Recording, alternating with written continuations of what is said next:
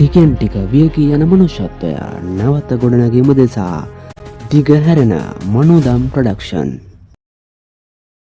මම කඩේට ගිහින් එන්න. මේ කොහෙවත් යන්න බෑ. ගෙදරට වෙලා ඉන්න ඕන ඈ. හරිද?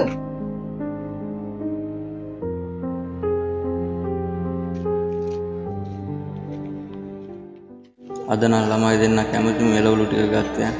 අදවත් සහ කර කර කයිනේ. පහු ඉතින් කොල්ල දෙන්න.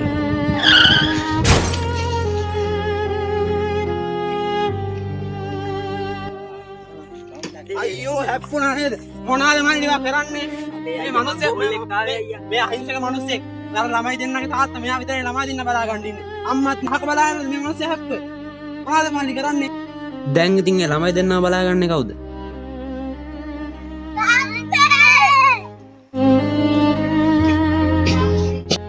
අපි නෝ ඉක්ම හොස්පිටල් එකට යන්න අයියෝ මේ මම ඉස්සරහ යන්න